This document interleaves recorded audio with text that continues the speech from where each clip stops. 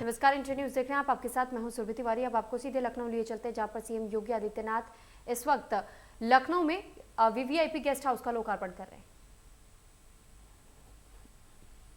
तो आपको ये सीधी तस्वीरें लखनऊ से दिखा रहे हैं, जहां पर मुख्यमंत्री योगी आदित्यनाथ पहुंचे हुए हैं और वीवीआईपी गेस्ट हाउस बताया जा रहा है, जिसका लोकार्पण आज सीएम योगी आदित्यनाथ करते हुए नजर आ रहे हैं। तो आप इन तस्वीरों में सीधे तौर पर सीएम योगी आदित्यनाथ को देख सकते हैं। सीएम योगी आदित्यनाथ फिलहाल वीवीआईपी गेस्ट हाउस के भीतर मौजूद हैं, जहां पर वो तमाम व्यवस्थाओं का जायजा ले रहे हैं। तो किस तरीके की व्यवस्था इस वीवीआईपी गेस्ट हाउस में की गई है, इसका जायजा स्वयं योगी आदित्यनाथ ले रहे हैं।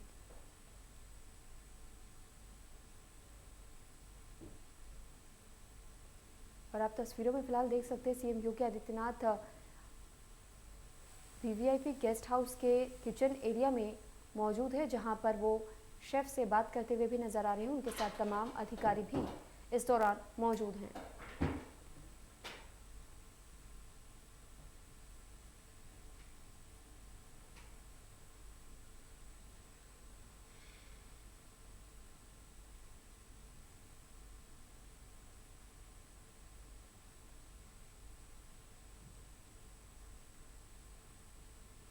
लखनऊ की सीधी तस्वीरें आपको दिखा रहे हैं, जहां पर सीएम योगी आदित्यनाथ फिलहाल मौजूद हैं। वीवीआईपी गेस्ट हाउस है, जिसका लोकार्पण करने के लिए सीएम योगी पहुंचे हुए हैं।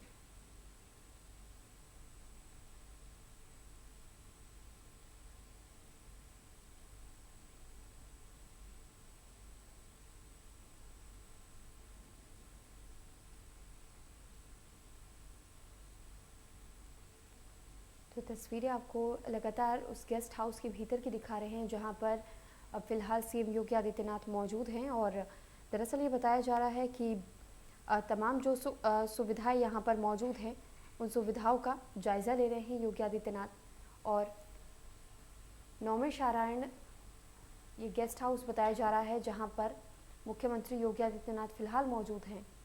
और इस गेस्ट हाउस को वीवीआईपी गेस्ट हाउस कहा जा रहा है। यहाँ पर तमाम वीवीआईपीज को ठहराया जाएगा और उनके लिए तमाम तरीके की व्यवस्थाएं भी इस गेस्ट हाउस में की गई हैं।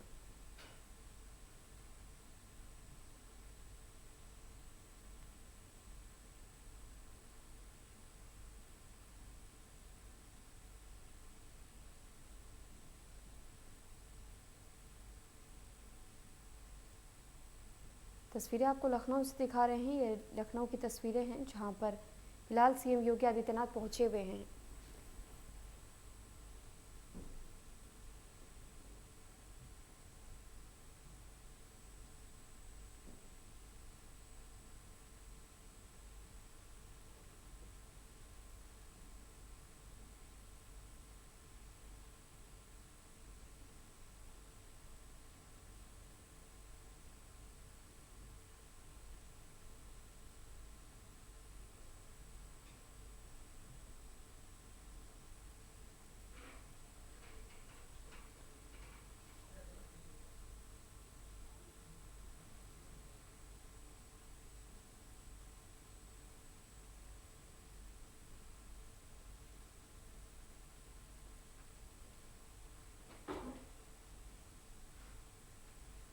तो लखनऊ से आपको तस्वीरें दिखा रहे हैं, जहां पर फिलहाल Yogi Adityanath VVIP guest house का लोकार्पण करने के लिए पहुंचे हुए हैं। और अब आप तस्वीरों में देख सकते हैं सीएम योगी तमाम अधिकारियों के साथ मंच पर पहुंच चुके हैं। तो ये तस्वीरें आपको लखनऊ के उस गेस्ट हाउस से आपको दिखा रहे हैं, जहां पर इस भवन का लोकार्पण हो रहा है। माननीय महापौर श्रीमती संयुक्ता भाटिया जी का स्वागत और मैं मुख्य सचिव महोदय से जी आपसे आरएसए राज्य संपत्ति अधिकारी डॉक्टर वीके सिंह जी ने और गोयल साहब को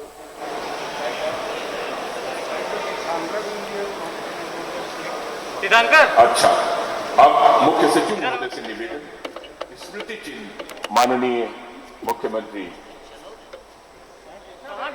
योगी आदित्यनाथ जी को भगवान राम की प्रतिमा। बहुत ही सुंदर दृश्य है, तालियों से स्वागत कीजिए, जीवंत बना दीजिए इस क्षण को। बहुत ही स्वागत। और देखिए हंस ध्वनि के साथ में ये स्वागत। और अब मैं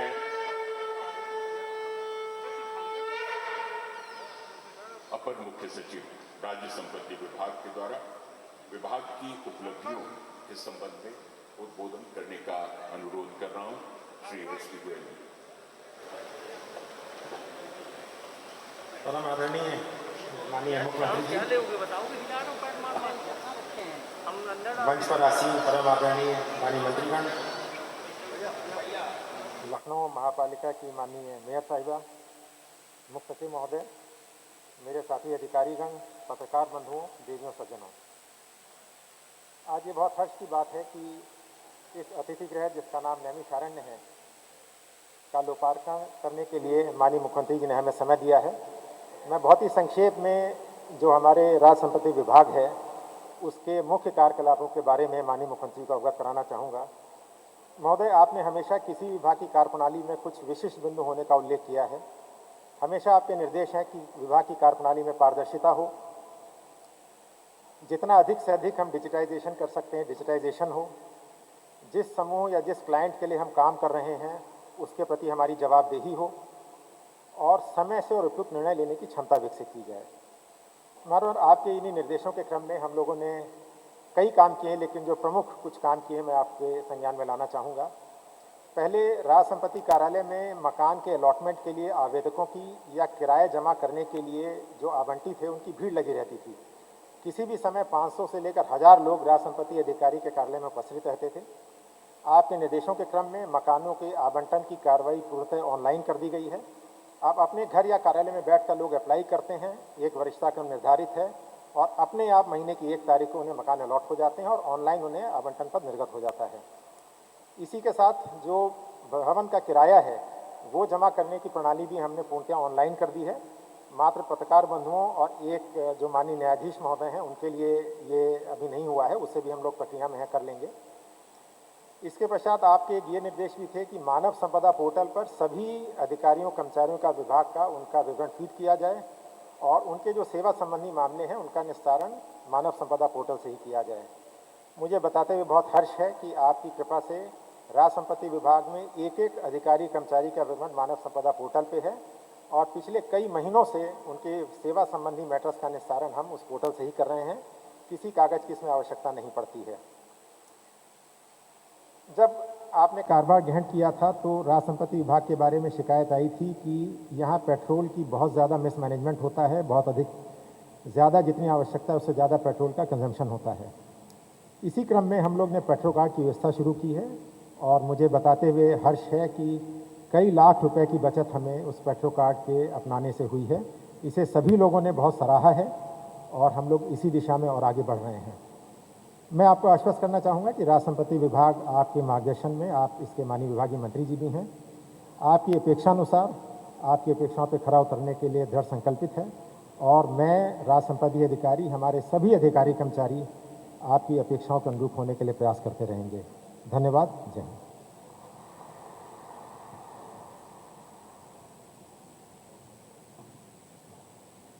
additional chief secretary Shri Avanish Awasthi ji का भी स्वागत है और अब मैं मुख्य सचिव महोदय श्री राजेंद्र कुमार तिवारी जी से निवेदन करता हूं उद्बोधन के लिए।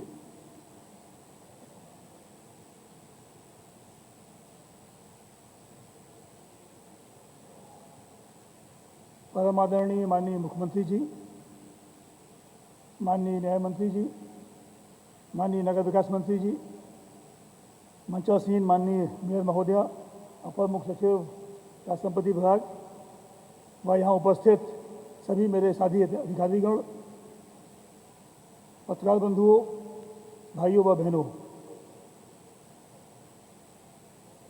आज इस अतिथि विशिष्ट गृह नैमिषारण्य के लोकार्पण के अवसर पर मैं विशेष रूप से माननीय मुख्यमंत्री जी का आभार व्यक्त करना चाहता हूं कि उनकी कृपा से एक इतने सुंदर भवन का निर्माण अपने निर्धारित समय सीमा के अंतर्गत, अपनी निर्धारित लागत के अंतर्गत संपन्न हुआ है। लखनऊ में जितनी संख्या में अतिथि हमारे बाहर से आते हैं, उनको ठहराने के लिए जो हमारे पास वर्तमान व्यवस्था थी, उसमें बढ़ाने की बहुत दिनों से आवश्यकता महसूस की जा रही थी और इसलिए इस सरकार के बनते ही प्रारंभ में ही वर्ष 2017 में ही माननीय मुख्यमंत्री जी ने इस आवश्यकता को महसूस करते हुए इस भवन की कृपापूर्वक सहमति प्रदान की। सबसे बड़ी बात जो हमारे भवन बनाए जा रहे हैं उनमें ये देखने की है कि ये भवन आधुनिक सुविधाओं से तो युक्त हैं ही, इनका आर्किटेक्चर, इनका खुलापन और इनके रखरखाव की जो व्यवस्था माननीय मुख्यमंत्री जी के मार्गदर्शन में हुई है, उससे हमारे भवनों के बारे में, शासकीय कार्यालयों के बारे में और अतिथि गृहों के बारे में जो भी अतिथि यहाँ आते हैं उनकी धारणा बहुत अच्छी बनती है। हमारे अतिथि गृह जो होते हैं वो एक तरह से हमारे प्रदेश का शासन का एक चेहरा होते हैं और जो भी व्यक्ति सबसे पहले हमारे प्रदेश में आता है उसका पहला साक्षात्कार हमारे इन अतिथि गृहों से ही होता है और अतिथि गृह देख करके वो एक अपनी पहली भावना बनाता है कि प्रदेश में कैसी व्यवस्था चल रही है। मुझे बड़ी प्रसन्नता है कि एक इतने सुंदर भव्य अतिथि गृह का निर्माण राज संपत्ति विभाग ने किया है। आपने देखा होगा पीछे भी जो कमरे बने हैं उसके पीछे जो बटलर झील है उसका कितना सुंदर दृश्य नज़र आता है। एक और बात जो माननीय मुख्यमंत्री जी के मार्गदर्शन में प्रदेश में पहली बार की गई है कि इन सभी राजकीय अतिथि गृहों को हमारे जो भी महत्वपूर्ण तीर्थ स्थल हैं, पर्यटन स्थल हैं, हमारी संस्कृति और आस्था के केंद्र हैं, उनसे जोड़ा गया है। मुझे विश्वास है कि जो भी अतिथि हमारे प्रदेश से भी और प्रदेश के बाहर विभिन्न प्रदेशों से आएंगे, जब वो इस अतिथि गृह में आके ठहरेंगे तो निश्चित रूप से नैमिषारण्य तीर्थ के उन्हें सहज ही उसका स्मरण होगा और यहाँ से वो नैमिषारण्य के भी दर्शन करने के लिए जाएंगे। इससे हमारे पर्यटन और हमारे सांस्कृतिक केंद्रों की जानकारी के बारे में भी लोगों को अवसर मिलेगा। एक और महत्वपूर्ण निर्णय जो राज संपत्ति विभाग ने किया है वो यहाँ की भोजन की गुणात्मक व्यवस्था में सुधार करने के लिए किया है। भोजन की व्यवस्था को आउटसोर्स करके ये सुनिश्चित कर दिया गया है कि जो भोजन उपलब्ध हो वो उचित मूल्य पे भी मिले और उसकी गुणवत्ता उच्च कोटि की हो, स्वच्छता उच्च कोटि की हो। मुझे बड़ी खुशी है कि इस बारे में भी राज संपत्ति विभाग ने बहुत ही अच्छा प्रयास किया है। मैं माननीय मुख्यमंत्री जी को विभाग की ओर से भी और शासन की ओर से भी विश्वास दिलाना चाहता हूँ कि जितना उन्होंने सुंदर भव्य भवन का निर्माण किया है, इसके रखरखाव में भी आगे भी हम इसको उतनी ही बेहतर व्यवस्था के साथ इसका संचालन कराएंगे ताकि हमारे जो भी मेहमान इसमें आएँ उन्हें ऐसा महसूस ना हो कि वो किसी सबसे बेहतरीन, उन्हें कभी होटल की कोई याद ही ना आए, सबसे अच्छी व्यवस्था रुकने की यहाँ पे हो, ऐसी व्यवस्था हम सुनिश्चित करेंगे। एक बार मैं पुनः माननीय मुख्यमंत्री जी का और आप सभी का आभार व्यक्त करना चाहता हूँ कि आप इस कार्यक्रम में पधारे। बहुत बहुत धन्यवाद। जय हिंद।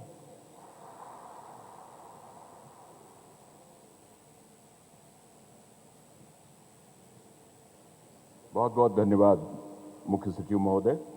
और अब मैं माननीय मंत्री विधि एवं न्याय उत्तर प्रदेश श्री ब्रजेश पाठक जी को सादर आमंत्रित करता हूं उद्बोधन के लिए।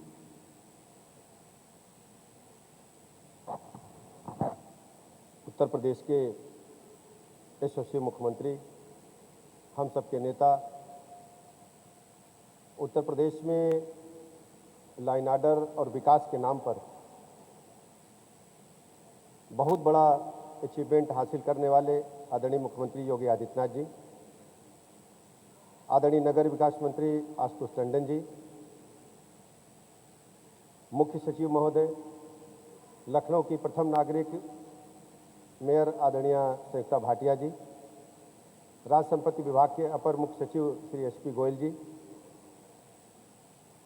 उपस्थित सभी जनप्रतिनिधिगण, माननीय सांसद श्री अशोक वाजपेयी जी, माननीय विधायक श्री सुरेश तिवारी जी, उपस्थित सभी अधिकारीगण, पत्रकार बंधुओं, सामने बैठे मेरे दोस्तों, सबसे पहले मैं लखनऊ मध्य विधानसभा क्षेत्र में आदरणीय मुख्यमंत्री जी का हृदय से स्वागत करता हूं, अभिनंदन करता हूं और आभार प्रकट करता हूं। साथियों, हम सब जानते हैं कि जैसा कि अभी चीफ सेक्रेटरी महोदय बता रहे थे, यदि कोई अतिथि हमारे पास आता है तो उसको जब हम बेहतर से ढंग से रुका पाते हैं तो इसी चित्र को मन में लेकर के वो अपने घर वापस जाता है। तो मुझे लगता है ये सौगात जो आदरणीय मुख्यमंत्री जी ने हमारी विधानसभा क्षेत्र में दी है, लखनऊ में इससे बेहतर अतिथि के लिए रहने के लिए कोई होटल भी उपलब्ध नहीं। लखनऊ में काम करने के कारण लगभग सभी अतिथि गृहों को, 5 स्टार होटल्स को भी हमने आंखों से देखा, आप सबने भी देखा होगा।